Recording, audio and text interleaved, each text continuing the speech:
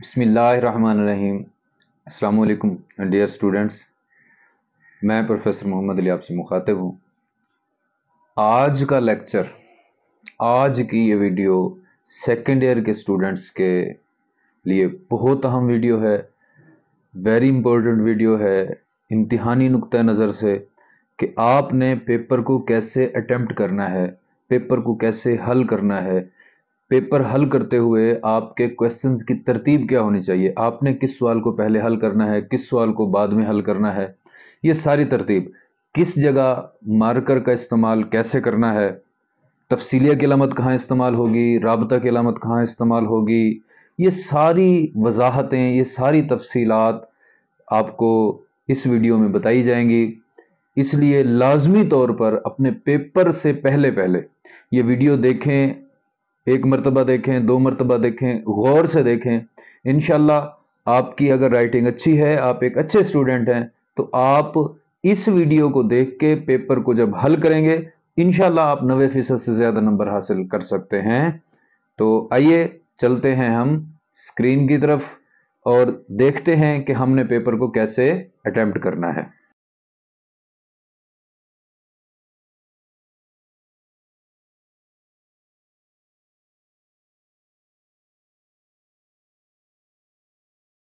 جی students, آج ہم یہ سیکھیں گے کہ ہم اپنے امتحانی پیپر میں کیسے 90% سے زیادہ نمبر حاصل کر سکتے ہیں، وہ کون سی ایسی ٹیکنیکس ہیں، وہ کون سے ایسے طریقہ کار ہیں جن کو ہم استعمال کریں گے تو ہم 90% سے زیادہ نمبر حاصل کر سکتے ہیں۔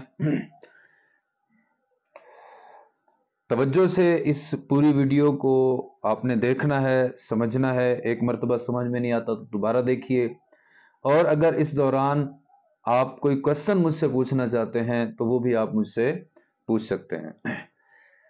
ڈیئر اسٹوڈنٹس، بورڈ کے پیپر میں جو کویسچنز کی ترتیب ہوتی ہے ہم اس کو فالو نہیں کریں گے، ہم نے اپنی ترتیب سے پیپر کو حل کرنا ہے، یہ چیز ذہن میں رکھیے گا۔ لیکن ایک بات یاد رکھنی ہے آپ نے، جو کویسچن آپ اٹیمپٹ کریں گے اسی کا نمبر لکھیں گے۔ دیکھیں میں سب سے پہلے کویسچن نمبر 4 جو ہے اس کی طرف آپ کو لے کے جا رہا ہوں۔ سوال نمبر 4، یہ سبق جو ہے اس کے خلاصے ہوتے ہیں، 2 خلاصے ہمیں دیے ہوئے ہوتے ہیں اور ایک ہم نے لکھنا ہوتا ہے۔ تو جو بھی خلاصہ آپ نے اٹیمپٹ کرنا ہے، جو خلاصہ آپ نے لکھنا ہے، ایک چیز ذہن میں رکھیے گا، اس خلاصے کے حوالے سے آپ کے پاس مواد ہونا چاہیے، صحیح مواد ہونا چاہیے، آسان کی طرف نہیں جانا۔ فرض کیا کہ خلاصہ آ جاتا ہے آپ کے پاس محنت پسند خیرت مند، یا آ جاتا ہے نواب محسن الملک، تو اب دیکھیں نواب محسن الملک زیادہ آسان ہے بنسبت محنت پسند خیرت مند کے۔ تو اب اگر آپ کو محنت پسند خیرت مند تیار ہے تو آپ اسی کا خلاصہ لکھیں گے، آپ نواب محسن الملک کی طرف نہیں آئیں گے۔ لیکن اگر آپ کو نواب محسن الملک تیار ہے تو آپ اس کا لکھیں، یہ بہتر ہے۔ تو جو آپ کو زیادہ اچھے طریقے سے تیار ہو آپ اس سبق کا خلاصہ لکھیں گے۔ تو دیکھتے ہیں نواب محسن الملک، سوال نمبر 4، یہ آپ کو نظر آ رہا ہے اسکرین پہ۔ سوال نمبر 4، سوال نمبر 4، یہ دیکھیں یہ ان کو الگ الگ لکھا گیا ہے، سوال نمبر کو اکٹھا کر کے نہیں لکھنا جیسے اکثر لکھ دیا جاتا ہے، تو یہ غلط ہے کیونکہ سوال عربی زبان کا لفظ ہے اور نمبر جو ہے یہ انگریزی زبان کا لفظ ہے، تو 2 مختلف زبانوں کے الفاظ جو ہیں ان کو اکٹھا کر کے نہیں لکھا جا سکتا، یہ چیز آپ ذہن میں رکھیں گے۔ اس کے دوران کوئی کوما، کوئی فل سٹاپ، کوئی رابطہ، کوئی علامت استعمال نہیں کی گئی ہے۔ اس کے بعد سبق کا عنوان لکھا گیا ہے، یہ چیز یاد رکھیے گا کہ یہاں دیکھیں کہ میں نے سبق کا عنوان یہ الفاظ نہیں لکھے ہیں، کیوں؟ کیونکہ یہ الفاظ تشریح میں لکھے جاتے ہیں، جب ہم تشریح کا سوال دیکھیں گے تو اس وقت یہ چیزیں آپ کو نظر آئیں گی۔ تو نواب محسن الملک لکھا، اس کے بعد ایک نمبر ہے ہمارے پاس مصنف کے نام کا۔ مصنف کا نام ہم نے لکھا ہے مولوی عبدالحق، اس کا ہم نے ماخذ اور صنف بھی یہاں لکھ دی ہے۔ ماخذ اور صنف کا نمبر کوئی نہیں ہے، لیکن یہ ہمارا پیپر جو ہے اس کا ایک اچھا تاثر ممتحن پر چھوڑتے ہیں، تو اس لیے ان چیزوں کو بھی آپ ساتھ لکھ لیں گے۔ یہاں یہ چیز ذہن میں رکھیں اسٹوڈنٹس، آپ دیکھ رہے ہیں کہ میں نے جو رابطہ کی علامت استعمال کی ہے وہ بالکل ایک سیدھ میں ہے، وہ آگے پیچھے نہیں ہے۔ اسی طرح جو مصنف کا نام ہے، ماخذ ہے، صنف ہے، ان کا بھی سٹارٹنگ پوائنٹ سیم ہے، سٹارٹنگ پوائنٹ آگے پیچھے نہیں ہے۔ اسی طرح دیکھیں مولوی عبدالحق، چند، ہم اثر، خاکہ، ان کا بھی سٹارٹنگ پوائنٹ بالکل سیم ہے۔ ایک اور چیز، جو سوال نمبر ہے اور جو مین ہیڈنگ ہے وہ ہم نے مارکر سے لکھی ہے، بلو مارکر سے۔ اس کے نیچے آپ لائنیں لگا سکتے ہیں خوبصورتی میں اضافہ کرنے کے لیے، اور جو حصہ نیچے لکھا ہوا ہے مصنف کا نام، ماخذ اور صنف، یہ آپ نے پین سے لکھنا ہے۔ پھر یہ بھی ذہن میں رکھیے گا کہ یہ چیزیں پیپر کے، آپ کا جو پیج ہے اس کے ایکسٹریم جو مڈ پوائنٹ ہے اس میں ہونی چاہیے، یعنی آپ کو یہ لگے دیکھ کے کہ میں نے جو یہ لکھا ہے یہ درمیان میں آ رہا ہے۔ اس طرح اس کے بعد آپ نے خلاصہ لکھنا ہے۔ کچھ جگہوں پر مصنف کا انٹروڈکشن بھی دیا ہوا ہوتا ہے، میرے بھی نوٹس ہیں ان میں بھی مصنف کا کچھ انٹروڈکشن دیا ہوا ہے، آپ وہ اگر لکھنا چاہتے ہیں تو پھر وہ خلاصہ کی جو ہیڈنگ ہے اس سے پہلے لکھیں گے، اس کے بعد نہیں لکھیں گے۔ یہ چیز ذہن میں رکھیے گا۔ جو بھی 2-4 لائنیں آپ لکھنا چاہتے ہیں، اگر آپ کو تیار ہیں، آتی ہیں، نہیں آتی ہیں تو نہ لکھیں، کیونکہ نہ لکھنا غلط لکھنے سے زیادہ بہتر ہوتا ہے۔ تو اس سے آگے خلاصے کی ہیڈنگ ہے ایکسٹریم رائٹ ہینڈ پہ، آپ کا جو پیج ہوگا اس کی جو مارجن لائن لگی ہوئی ہے اس کے ایکسٹریم رائٹ ہینڈ پہ آپ نے خلاصہ ہیڈنگ دینی ہے، اور اس کے بعد رابطہ کی علامت آئے گی۔ جی ہاں، یہ جو 2 نقطے سے ہوتے ہیں اس کو ہم رابطہ کی علامت کہتے ہیں، اور اگر اس کے آگے ایک چھوٹی سی ڈیش لگا دی جائے، لکیر لگا دی جائے، تو اس کو ہم تفصیلیہ کی علامت کہتے ہیں۔ تو ہم نے یہاں رابطہ کی علامت استعمال کرنی ہے۔ اس کے بعد آپ نے پین سے سارا خلاصہ لکھنا ہے، اور پیراگرافز کی شکل میں لکھنا ہے، سبق کے مطابق لکھنا ہے۔ اب ایک سبق طویل ہے تو اس کی طوالت کو مد نظر رکھتے ہوئے لکھا جائے گا، ایک سبق مختصر ہے تو وہ اس کے مطابق لکھا جائے گا۔ تو تقریباً سبق کا 1/3 جو ہوتا ہے یہ خلاصہ ہونا چاہیے۔ ایک اور چیز خلاصہ لکھتے ہوئے آپ ذہن میں رکھیں گے کہ آپ کی کوئی عبارت آگے پیچھے نہیں ہونی چاہیے، یہ چیز ذہن میں رکھیے گا۔ خلاصہ ربط میں ہونا چاہیے، ترتیب سے ہونا چاہیے۔ اگر آپ لکھتے ہوئے کچھ بھول گئے ہیں، یہ پوائنٹ توجہ سے سن لیں، اور بعد میں وہ آپ کو یاد آ گیا ہے، تو اب اس کو دوبارہ لکھنے کی ضرورت نہیں ہے، اب اس کو آپ چھوڑ دیں۔ ترتیب سے لکھیں، خوبصورت کر کے لکھیں، املا کی غلطی بالکل نہیں ہونی چاہیے، کیونکہ بورڈ میں آپ کی املا کی غلطی پر 20% نمبر کٹتے ہیں، یہ چیز ذہن میں رکھیے گا، یہ بورڈ کا رول ہے۔ پھر نیچے آپ دیکھیں ریڈ سے میں نے کچھ ہائی لائٹ کر کے لکھا ہے کہ خلاصہ لکھتے ہوئے اہم الفاظ، مرکزی الفاظ نمایاں کر کے مارکر سے لکھے جاتے ہیں۔ جی ہاں، جا سکتے ہیں۔ اگر خلاصہ آپ لکھ رہے ہیں، خلاصے میں تھیم ورڈز ہیں، مرکزی الفاظ ایسے اہم ہیں، نمایاں ہیں، تو آپ ان کو مارکر سے لکھ سکتے ہیں، لیکن وہاں آپ پین کو بند کریں گے، مارکر اٹھائیں گے اور مارکر سے اس لفظ کو لکھیں گے۔ ایسا بالکل نہیں کرنا کہ پین سے لکھ کے اس کے اوپر مارکر چلا دینا ہے، تو یہ چیز غلط ہوگی۔ اور آپ کو مارکر کا استعمال کرنا بھی آنا چاہیے۔ کٹ والا مارکر جو ہے یہ مین ہیڈنگ کے لیے استعمال ہوتا ہے، کوسچن نمبر دینے کے لیے استعمال ہوتا ہے۔ سب ہیڈنگز جو ہوتی ہیں ان میں احتیاط کریں کہ ان میں کٹ والا مارکر استعمال نہ کریں، اور خلاصے میں بھی جو آپ الفاظ لکھیں ان میں بھی جو ہے وہ سادہ مارکر اگر استعمال کریں تو زیادہ بہتر ہے۔ اسی طرح کٹ والا مارکر، خوش خطی والا مارکر جو ہے صرف وہ اسٹوڈنٹس استعمال کریں جن کو یہ استعمال کرنا آتا ہے۔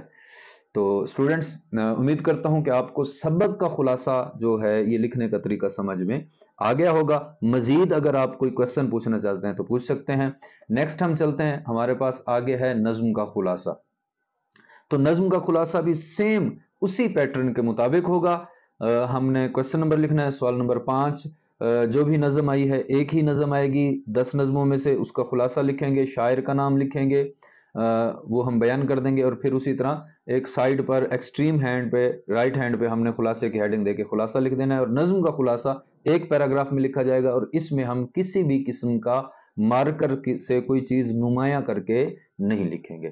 اسٹوڈنٹس، یہ ہمارے 2 کوسچن ہو گئے ہیں۔ اگر آپ چاہیں تو آپ پہلے نظم کا خلاصہ لکھ لیں اور بعد میں سبق کا خلاصہ، لیکن پیپر سٹارٹ یہیں سے کرنا ہے کہ آپ نے پہلے دونوں خلاصے لکھنے ہیں۔ یہ چیز ذہن میں رکھیے گا، کیونکہ خلاصے ہمارے پیپر میں ریڑھ کی ہڈی یعنی بیک بون کا کردار ادا کرتے ہیں۔ اگر ہمارے دونوں خلاصے بالکل پرفیکٹ ہوتے ہیں تو ہم ان میں 13 نمبر حاصل کر سکتے ہیں 15 میں سے، اور 13 نمبر کا مطلب یہ ہے کہ ہمارے پورے نمبر ہیں، کیونکہ اس سے مطلب میکسیمم مشکل ہوتا ہے۔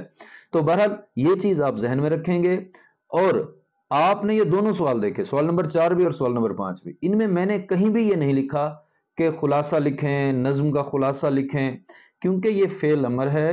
پیپر بنانے والا آپ کو کہہ رہا ہے کہ निसाबी सबक का खुलासा लिखें या नज्म का खुलासा लिखें, हुक्म दिया जा रहा है।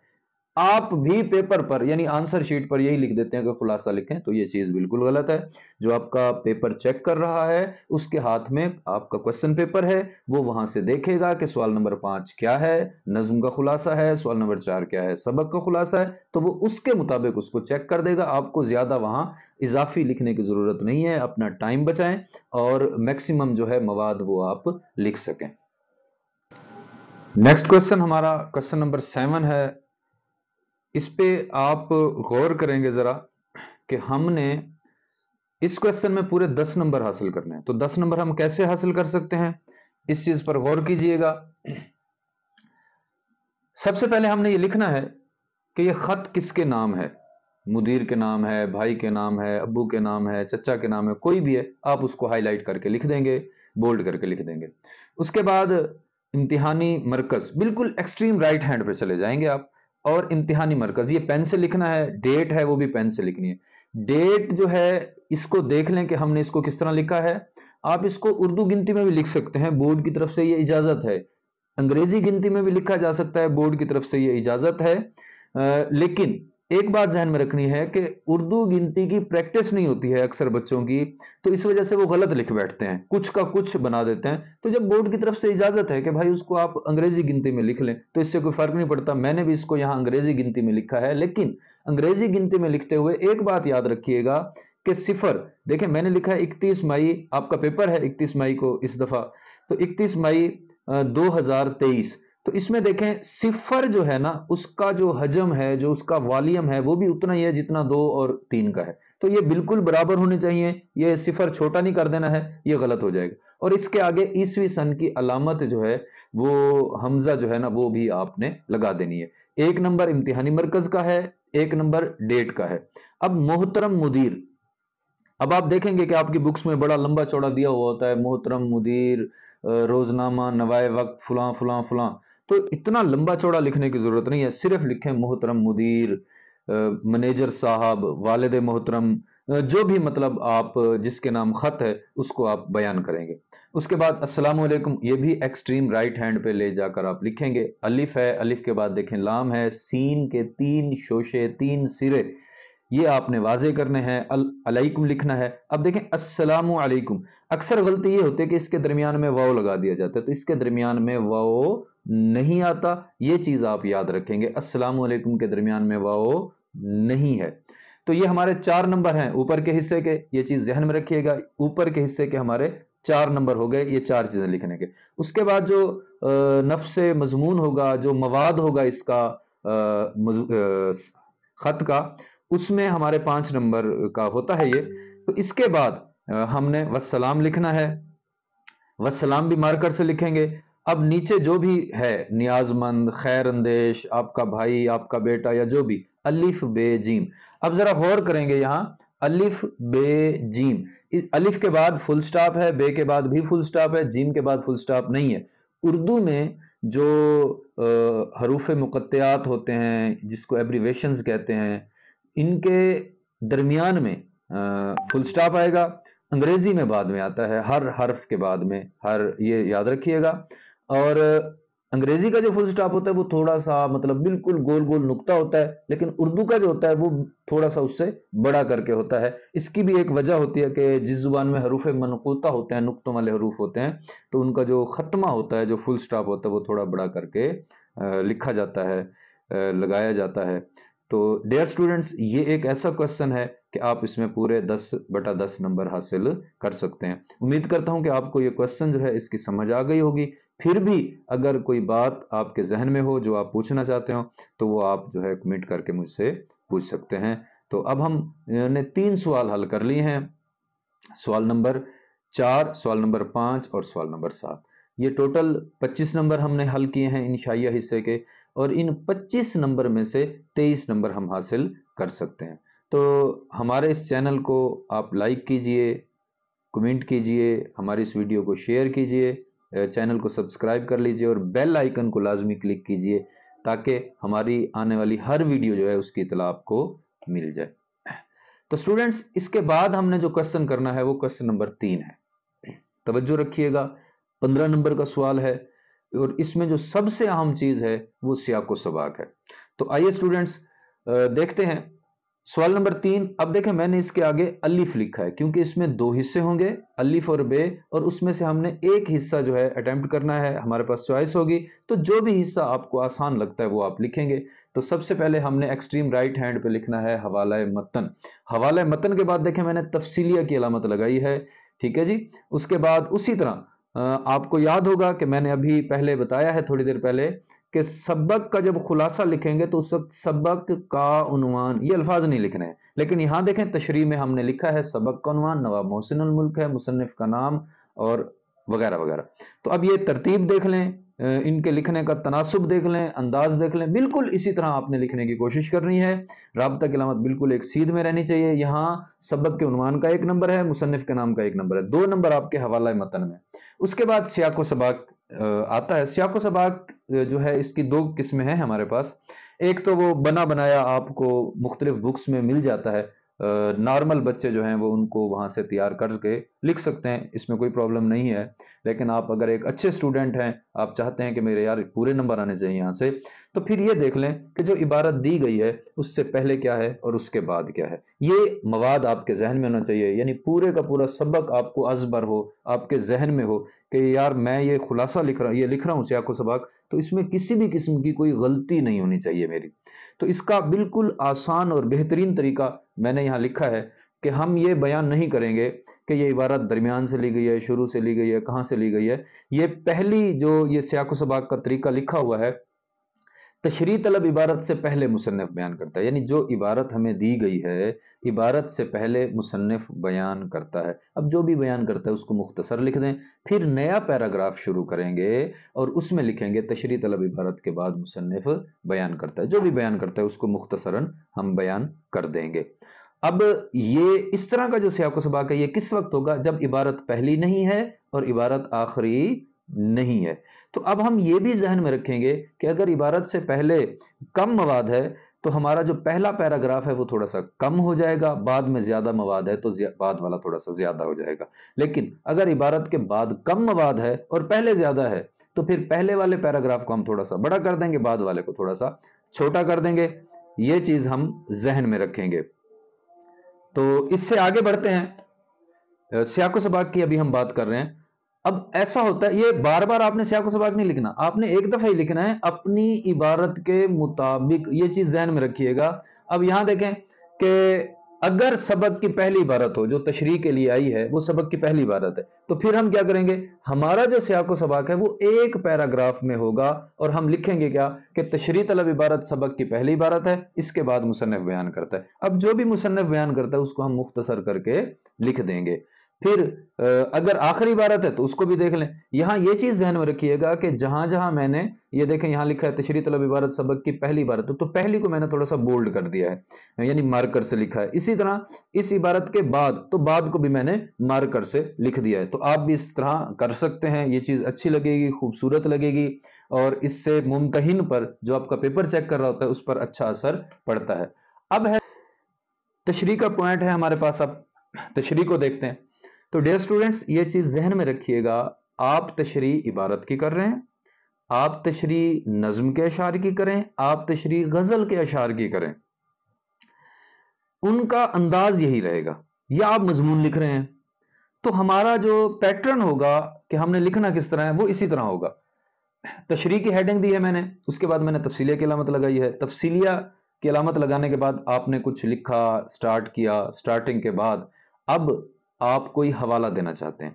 ये याद रखिएगा हवाला जो है आपके लास्ट जो सेंटेंसेस हैं उनसे मिलता जुलता होना चाहिए, ठीक है जी। यानी नबी पाक सल्लल्लाहु अलैहि वसल्लम की इताअत की बात चल रही है, फर्मा बरदारी की बात चल रही है, तो हमने लिख दिया कि जिसने रसूल सल्लल्लाहु अलैहि वसल्लम की इताअत की बस उसने अल्लाह की इताअत की। इसी तरह इसी से मिलता जुलता आप कोई भी हवाला दे सकते हैं। नसर की जो इबारत है, तशरीह है, उसमें नसरी हवाला जात ज्यादा होने चाहिए और अशार के कम होने चाहिए। एक इबारत की तशरीह में कम अज कम 5 हवाला जात जो है ये आप देने की कोशिश करें। 3 नसरी कर लें, 2 जो है वो शेर वाले कर लें, या 4 दे दें, 2 नसर वाले, 2 शेर वाले हवाला जात लिख लें। इसी तरह आप जब जाएंगे गजल की तशरीह पे, आप जब जाएंगे नज्म की तशरीह पे, तो उसका अंदाज भी आपका यही होगा, ये चीज आप जहन में रखेंगे। तो लेकिन मवाद साफ ज़ाहिर है वो नज्म के लिए नज्म का मवाद होगा, गजल के लिए गजल का मवाद होगा, और इबारत की तशरीह के लिए इबारत का मवाद होगा। ये चीज ध्यान में रखिएगा। हवाला जात जो हैं उनके देने के जो तरीकाकार है वो मैंने यहाँ बयान कर दिया है। आप देखें कि शेर का जो हवाला है वो हमने आगे पीछे के मिसरों में लिखा है, और जो नस्र का हवाला है वो हमने एक जुमले में लिखा है। तो इस चीज पर आप गौर करेंगे, इस चीज को आप समझने की कोशिश करेंगे। उम्मीद करता हूं कि आपको इबारत की तशरीह का तरीका समझ में आ गया होगा। अब हम आगे चलते हैं। नेक्स्ट हमारे पास अशआर की तशरीह है।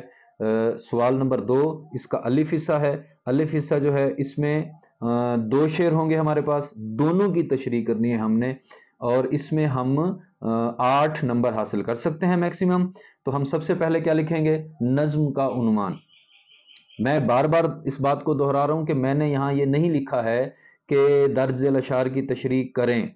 क्यों? क्योंकि ये फेल अमर है, और वो आपको पेपर बनाने वाला ये कहता है कि आप ये काम करें, और फिर आप भी अगर उसको कह देंगे पेपर चेक करने वाले को तो ये अच्छा नहीं होगा। तो इसलिए आप इसको नहीं लिखेंगे। यहाँ जिस तरह मैंने लिखा है आप इसको इसी तरह साफ सुथरा करके लिखने की कोशिश करेंगे। नज्म का उन्वान नात, शायर का नाम हफीज ताइब है, 2 नंबर इसके हो गए। उसके बाद आपने तशरीह लिखनी है। तशरीह का पैटर्न अभी मैंने आपको समझा दिया है कि आपके लिखने का जो अंदाज होगा वो कैसा होगा। इसके बाद दूसरा हमारे पास जो इसका हिस्सा होता है सवाल नंबर 2, और बेजुज लिखेंगे हम। आप इसमें गजल जो मैंने ये लिखा है आपको नजर आ रहा होगा, तो ये गजल आप लिख सकते हैं, यानी गजल का उन्वान ये नहीं लिखना है, गजल का नाम नहीं लिखना है, सिर्फ गजल लिख के आगे उसका जो पहला मिसरा है वो उसके 2-3 अल्फाज लिख के डॉट डॉट लगा सकते हैं कि इससे मुमतहिन पर एक अच्छा असर पड़ता है। इसका कोई नंबर नहीं है, नंबर सिर्फ शायर के नाम का 1 नंबर है। उसके बाद आप शेर 1 लिखेंगे, उसकी तशरीह और तशरीह का पैटर्न मैं आपको समझा चुका हूं। तीनों अशार की तशरीह अलग अलग होगी। नज्म की तशरीह इकट्ठी करनी चाहिए, ये बोर्ड का रूल है, लेकिन कुछ नज्में ऐसी हैं जिनकी तशरीह आप अलग अलग भी कर सकते हैं, लेकिन गजल की तशरीह हमेशा हमेशा के लिए अलग अलग होगी। ये चीज आप जहन में रखेंगे। अलग अलग तशरीह करें, जो अभी आपको तशरीह के हवाले से पैटर्न समझाया गया है उसको अगर आप फॉलो करेंगे, और 2 पेज पर आपकी जो एवरेज तशरीह है वो होनी चाहिए, कटिंग रिमूवर वगैरह का इस्तेमाल ना हो, साफ सुथरी अच्छी लिखी हुई हो, मवाद बेहतरीन हो, तो ये वो क्वेश्चन है जिसमें आप पूरे 10 नंबर हासिल कर सकते हैं। जी हाँ, जो गजल की तशरीह है इसमें पूरे 10 नंबर मिलते हैं। क्यों? क्योंकि 3 नंबर एक शेर की तशरीह के हैं, और तीनों अशार की तशरीह अलग अलग करनी है। तो जब आप अच्छी करके लिखेंगे, आपकी प्रेजेंटेशन अच्छी होगी, आपका अंदाज अच्छा होगा, तो इंशाल्लाह पेपर चेक करने वाला आपको पूरे 10 नंबर देगा। तो डियर स्टूडेंट्स, हमारा आखिरी क्वेश्चन जो हम अटेम्प्ट करेंगे वो जो है मजमून का है, ये चीज जहन में रखिएगा। तो आप एक साइड पे हेडिंग बना सकते हैं मजमून निगारी, तो जो भी मजमून आए आप उसको लिख सकते हैं। 3 मजमून आपको दिए जाएंगे आपके पेपर में, उनमें से आपने देखना है कि कौन सा मजमून जो ऐसा है जो आपके जो है मवाद से रिलेटेड है, जिसके मुतालिक सबसे ज्यादा मवाद आपके पास है, आप उसके ऊपर ज्यादा लिख सकते हैं। तो उस मजमून का आप इंतखाब करके उसको लिखना शुरू करेंगे। कम अज कम आपका जो मजमून है वो 6 से 8 सफ़हात पर मुश्तमिल होना चाहिए। साफ सुथरा लिखें, खूबसूरत करके लिखें। कॉल कोटेशन किस तरह लिखने हैं, हवाला जात किस तरह लिखने हैं, शेर किस तरह लिखना है, वो तशरीह वाले तरीके में हम समझ चुके हैं। अब इसमें देख लें, हवाला जात लिखने का अंदाज तशरीह के अंदाज पर होगा, और ऐसे उन्वानात जिनमें ज़िमनी सुर्खियां बन सकती हैं, यानी जैसे अभी देखें माहौलियाती आलूदगी है, तो इसमें हवा की आलूदगी है, पानी की आलूदगी है, शोर की आलूदगी है, तो ये अलग अलग हेडिंग्स बन सकती हैं। तो इस ऐसे मज़ामीन में आप ज़िमनी सुर्खियां बना सकते हैं, इसके अलावा ज़िमनी सुर्खियां नहीं बना सकते, ये चीज़ याद रखिएगा। ईदैन आ जाता है तो उसमें भी बना सकते हैं, ईद उल फितर है, ईद उल अज़हा है, ठीक है। तो इसी तरह और जो है वो कुदरती आफात का मजमून आ सकता है, तो उसमें भी सब हेडिंग्स बन सकते हैं, ज़िमनी सुर्खियां बन सकती हैं। इसके अलावा अगर कोई ऐसा मजमून आता है जिसमें ज़िमनी सुर्खियां नहीं बन सकती हैं, तो उसमें अपनी तरफ से ज़िमनी सुर्खियां ना बनाई जाएं, तो क्योंकि इनकी हौसला शिकनी की जाती है। साफ सुथरा लिखें, अच्छा लिखें। उम्मीद करता हूं कि आज जो हमारा ये लेक्चर है कि जिसमें हमने आपको ये सिखाया है कि पेपर हमने किस तरह अटेम्प्ट करना है, ये आपको समझ आ गया होगा। मजीद अगर कोई क्वेश्चन आप पूछना चाहते हैं तो कमेंट में पूछ सकते हैं, ہماری اس ویڈیو کو لائک کیجئے، شیئر کیجئے اپنے فرینڈز کے ساتھ، اور ہمارے چینل کو سبسکرائب کر لیجئے، بیل آئیکن کو کلک کیجئے تاکہ ہماری آنے والی ہر نئی ویڈیو آپ کو بر وقت مل سکے۔ فی الحال کے لیے اتنا ہی۔ السلام علیکم ورحمۃ اللہ۔